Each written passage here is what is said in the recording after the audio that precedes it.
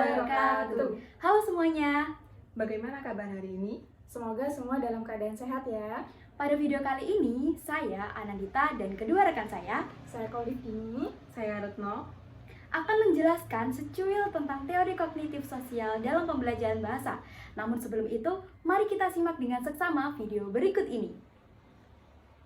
Viral di media sosial video seorang murid SD mengeluarkan kata-kata kotor kepada gurunya hingga menendang pintu kelas di Ulu Kota, Sumatera Barat.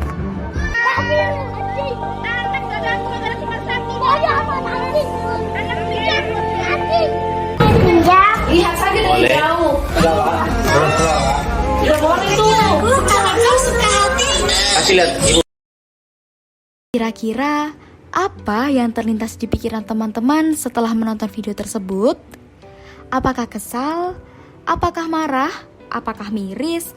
Atau bahkan tidak peduli? Oke, sebelum kita ulik tentang video tersebut, mari kita dengarkan penjelasan dasar mengapa terdapat anak-anak yang berbicara kotor dan berbicara dengan santun.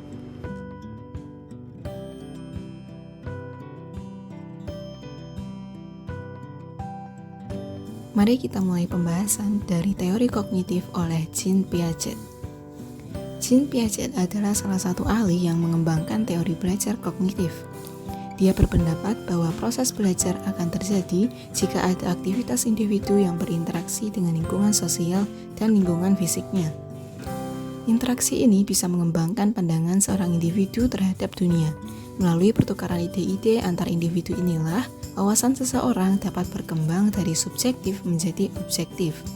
Perkembangan kognitif memiliki peran yang sangat penting dalam proses belajar, dan perkembangan kognitif pada dasarnya adalah proses mental hasil dari perkembangan kemampuan penalaran logis. Menurut Piaget, pengetahuan atau wawasan dibentuk oleh individu melalui interaksi secara terus-menerus dengan lingkungannya. Tahap perkembangan kognitif menurut Jean Piaget ada 4, yaitu yang pertama, tahap sensori motor pada usia 0 sampai 2 tahun. Individu memahami suatu hal tentang dunia hanya dengan mengkolaborasikan pengalaman-pengalaman sensoris seperti melihat, mendengar, dan motorik fisik. Yang kedua, tahap praoperasional pada usia 2 sampai 7 tahun. Individu mulai menggambarkan dunia melalui tingkah laku dan kata-kata. Kecakapan motorik mulai terlihat, tetapi belum mampu memahami betul tentang perilaku yang ia lakukan sebelumnya. Yang ketiga, tahap operasional konkret pada usia 7-11 tahun. Individu mulai bisa berpikir secara logis tentang kejadian-kejadian yang bersifat nyata. Individu sudah bisa membedakan benda yang sama dalam kondisi yang berbeda. Yang keempat atau yang terakhir adalah tahap operasional formal pada usia 11 tahun ke atas. Pada usia ini, individu mengalami perkembangan penalaran abstrak. Individu dapat berpikir secara abstrak, lebih logis, dan idealis. Berbeda dengan Jean Piaget yang fokus pada proses perkembangan kognitif internal dengan tahap-tahap perkembangannya, Albert Bandura fokus pada proses belajar sosial yang terkait dengan interaksi dengan lingkungan eksternal. Albert Bandura menjelaskan dalam bukunya bahwa teori belajar sosial memiliki cakupan lebih luas daripada label deskriptifnya, yang menjadi semakin kurang cocok setelah beberapa aspek dari teori ini terus berkembang. Sejak awal, teori ini mencakup fenomena psikososial, seperti motivasi dan mekanisme pengaturan diri yang melampaui isu belajar. Oleh karena itu, pendekatan teori ini disebut sebagai teori kognitif sosial.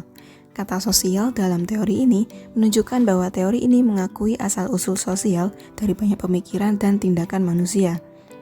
Aspek kognitifnya mengakui kontribusi dari proses pemikiran terhadap motivasi, sikap, dan tindakan manusia. Teori Albert Bandura mendeskripsikan manusia sebagai organisme yang dinamis dalam memproses informasi. Entah itu belajar secara langsung atau tak langsung, kebanyakan proses belajar seorang individu biasanya melibatkan individu lain dalam setting sosial. Berdasarkan observasi dan interaksi dengan orang lain inilah kognisi, standar performa, dan penilaian moral seorang individu terus berkembang. Selain itu, riset milik Bandura biasanya merefleksikan situasi dan masalah kehidupan nyata. Subjeknya adalah manusia yang berinteraksi dengan manusia lain, bukan non-manusia seperti hewan. Menurut Bandura, kemampuan manusia untuk menciptakan simbol atau bahasa membuat mereka bisa menjelaskan kejadian, menganalisis pengalamannya, berkomunikasi dengan orang lain meskipun terhalang jarak dan waktu, merencanakan, menciptakan, membayangkan, dan melakukan tindakan yang telah direncanakan. Bandura menekankan human agency atau agen manusia dalam tulisan terbarunya tentang teori kognitif sosial. Menurutnya, orang bukan hanya kumpulan mekanisme internal yang diatur oleh kejadian lingkungan. Mereka adalah pelaku pengalaman. Sistem indera, motorik, dan otak adalah alat yang dipakai manusia untuk menyelesaikan tugas dan mencapai tujuan yang memberi makna dan kepuasan bagi kehidupan mereka. Menurut Bandura, masalah penting dalam teori kognitif sosial berhubungan dengan kesadaran yang berorientasi masa depan dan wawasan. Dari perspektif agen ini, banyak hal yang sudah dipelajari oleh manusia telah direncanakan terlebih dahulu dan dipandu oleh skema kognisi. Skema itu mencakup fokus pada tujuan yang direpresentasikan secara kognitif, antisipasi kejadian positif dan negatif yang mungkin terjadi, dan perilaku introspeksi untuk mempertahankan kemajuan ke arah hasil yang diharapkan. Dalam pengertian ini, teori agen manusia oleh Bandura menempatkannya dalam jajaran psikologi kognitif kontemporer dan menjauhkannya dari teoritisi behavioris awal. Ciri utama dari agen manusia menurut Bandura ada 4. Yang pertama, intentionality, atau representasi arah tindakan yang akan dilakukan di masa depan. Intensionalitas melibatkan perencanaan arah tindakan untuk tujuan tertentu. Jadi, seseorang yang ingin belajar suatu keahlian akan membuat rencana untuk mengikuti kursus, berlatih, dan mencari sumber-sumber relevan larinya. Namun, rencana itu belum tentu dapat dicapai sesuai tujuan awal. Yang kedua, forethought, antisipasi atau perkiraan konsekuensi dari niat awal. Perkiraan ke masa depan ini memandu perilaku kita ke arah hasil positif dan menjauhkan diri dari hasil negatif. Hal ini bertindak sebagai fungsi motivasi. Bandura menekankan bahwa representasi pengetahuan dari tujuan itulah yang akan memberi motivasi dan pedoman, sebab hasil yang nyata belum terwujud untuk saat ini.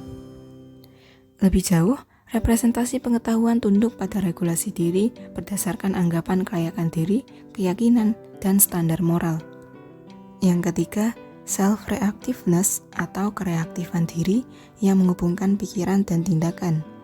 Bandura menulis bahwa orang melakukan hal-hal yang membuat mereka puas, bangga, bermartabat, serta tak mau berbuat sesuatu yang menimbulkan kekecewaan, merendahkan diri, dan mempermalukan diri. Yang keempat, self-reflectiveness, kemampuan metakognisi untuk merenungkan arah, konsekuensi, dan makna dari rencana dan tindakan kita. Bandura mengatakan, keyakinan tentang kecakapan diri adalah dasar dari agen manusia. Bandura percaya bahwa anggapan tentang kecakapan diri ini adalah faktor terpenting yang menentukan pilihan tindakan kita, intensitas aktivitas kita, dan kemauan kita untuk terus bertahan saat menghadapi rasa frustasi yang menimbulkan kegagalan. Jadi, belajar intensional kita akan terbatas jika kita menganggap rendah kecakapan diri kita, dan proses belajar kita akan semakin luas jika kita menganggap tinggi kecakapan diri kita. Untuk yang selanjutnya yaitu karakteristik teori kognitif sosial. Sejak tahun 1950-an, Bandura memulai suatu penelitian yang mengeksplorasi pengaruh perilaku terhadap sosial. Bandura yakin bahwa teori-teori pengkondisian yang populer saat itu telah menawarkan penjelasan yang kurang lengkap tentang perilaku sosial yang menyimpang. Penelitian Bandura mencakup banyak masalah yang bersifat sentral untuk teori belajar sosial, dan lewat penelitian-penelitian itu, teorinya dipertajam dan diperluas. Penelitian ini meliputi studi tentang imitasi dan identifikasi, perkuatan sosial, perkuatan diri dan pemonitoran, serta perubahan tingkah laku melalui pemodelan. Sebelum itu, mari kita bedah terlebih dahulu pengertian dari teori kognitif sosial. Menurut Yanuardianto pada tahun 2019 pada halaman 97, teori kognitif sosial adalah teori yang menonjolkan gagasan bahwa sebagian besar pembelajaran manusia terjadi dalam sebuah lingkungan sosial. Dengan mengamati orang lain, manusia memperoleh pengetahuan, aturan-aturan, keterampilan, strategi, keyakinan, bahkan sikap. Bandura mengungkapkan bahwa tingkah laku, lingkungan, dan berbagai kejadian internal pada pembelajar yang mempengaruhi persepsi dan aksi adalah merupakan hubungan yang saling berpengaruh. Hal-hal yang harus diperhatikan dalam menerapkan teori belajar sosial adalah ciri-ciri kuat yang menjadi dasarnya, yaitu yang pertama, mementingkan pengaruh lingkungan. Kedua, mementingkan bagian-bagian tertentu. Ketiga, mementingkan peranan reaksi. Keempat, mengutamakan mekanisme terbentuknya hasil belajar melalui prosedur stimulus respon. Kelima, mementingkan peranan kemampuan yang sudah terbentuk sebelumnya. Keenam, mementingkan pembentukan kebiasaan melalui latihan dan pengulangan. Dan ketujuh adalah hasil belajar yang dicapai adalah munculnya perilaku yang diinginkan. Di samping itu, teori kognitif sosial dapat diterapkan dalam pembelajaran bahasa, yaitu dengan beberapa proses. Yang pertama yaitu perhatian atau attention, yaitu dengan melakukan pengamatan yang selektif dengan dipengaruhi oleh kemampuan kognitif, preferensi nilai, dan prasangka. Sederhananya, tahap ini merupakan proses memahami perilaku model yang nantinya akan dituangkan dalam suatu bentuk teks maupun lisan. Kedua, retensi atau retention, yaitu dengan melakukan analisis berdasarkan hasil pengamatan yang sudah didapatkan. Sederhananya, dapat dikatakan bahwa dalam tahap ini, individu dapat mengingat dengan ingatan jangka panjang terkait objek yang diamati guna mendukung karyanya dalam bentuk teks maupun lisan. Ketiga, produksi atau production. Individu membutuhkan umpan balik terkait apa yang sudah menjadi karyanya sebagai bahan untuk representasi memori jangka panjangnya. Keempat, motivasi atau motivation. Proses reseptif mengenai tanggapan atau konsekuensi positif dari apa yang sudah menjadi karya tulis maupun karya lisannya. Lalu bagaimana sih kognitif mempengaruhi kita dan apa pengaruhnya? Teori belajar kognitif menggambarkan bahwa belajar tidak sekedar melibatkan hubungan antara stimulus dan respon. Hal ini membawa kita ke pemikiran yang lebih bebas dan fleksibel, karena kita tidak hanya belajar dengan didikte saja, tetapi juga memahami dan mengaitkan informasi dengan pengetahuan yang sudah kita miliki. Makanya, di kelas, pemikiran kita akan lebih kreatif apabila diminta menulis cerita pengalaman daripada hanya sekedar mendengar cerita dari guru. Teori kognitif juga memahami bahwa setiap individu sudah memiliki kemampuan masing-masing. Pembelajaran hanya fokus pada pengembangan, sehingga kita bisa fokus mengonstruksi dan mengembangkan kemampuan atau pengetahuan tertentu yang kita miliki. Di sisi lain, kognitif sosial melibatkan konsep pemodelan, yaitu belajar melalui pengamatan dan peniruan perilaku orang lain. Ketika kita melihat seseorang yang dihormati melakukan sesuatu, kita cenderung meniru dan mengadopsi perilaku tersebut. Jika hal ini diterapkan dengan arahan yang benar, maka akan meningkatkan kemampuan analisis dan kemampuan menyeleksi kita. Makanya, kalau kita sering membaca buku-buku dari penulis favorit kita, saat menulis pun kita akan cenderung meniru gaya bahasanya. Nah, apakah kalian masih ingat dengan video di awal tadi? Dengan penjelasan sebelumnya, kira-kira sudah mengerti belum kenapa anak-anak tadi bisa berkata kasar? Seperti yang dijelaskan oleh teori kognitif sosial, anak-anak tadi mengamati dan menerima pengaruh dari lingkungannya. Saat orang-orang di sekitarnya sering mengeluarkan makian, maka anak akan mengadopsi informasi tersebut yang dalam kasus ini adalah makian, dan akan ia gunakan saat mengalami kondisi-kondisi tertentu. Begitu juga sebaliknya. Saat seorang anak menerima pengaruh positif, maka ia akan menerapkannya pada kondisi tertentu pula. Lalu, seperti apa penerapan teori kognitif sosial pada pembelajaran bahasa Indonesia? Teori kognitif sosial oleh Bandura dapat diterapkan dalam pembelajaran bahasa Indonesia dengan metode modeling. Metode modeling ini dapat mengajarkan berbagai keterampilan berbahasa Indonesia, seperti keterampilan menyimak, berbicara, membaca, maupun menulis. Contoh dari penerapan teori belajar kognitif sosial oleh Bandura dalam pembelajaran bahasa Indonesia yaitu: yang pertama, guru menyajikan tayangan video tentang tokoh-tokoh penting yang sedang menggunakan bahasa Indonesia dengan baik dan benar. Contohnya, video pidato dari presiden atau orang-orang terkemuka lainnya. Lalu meminta siswa untuk menceritakan kembali isi video tersebut di depan kelas. Yang kedua, guru mengajak siswa untuk berkunjung ke tempat yang dapat menambah pengetahuan dan keterampilan siswanya dalam menggunakan bahasa Indonesia yang baik dan benar.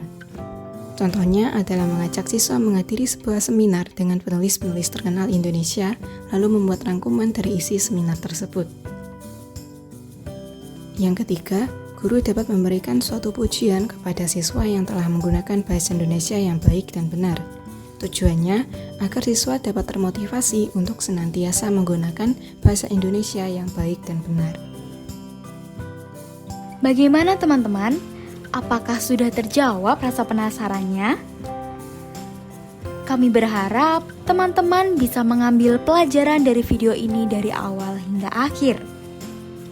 Sekian dari kami. Apabila terdapat hal-hal yang kurang berkenan dan harus dibenahi, silahkan diungkapkan di kolom komentar ya. Terima kasih sudah menonton dan Sampai jumpa.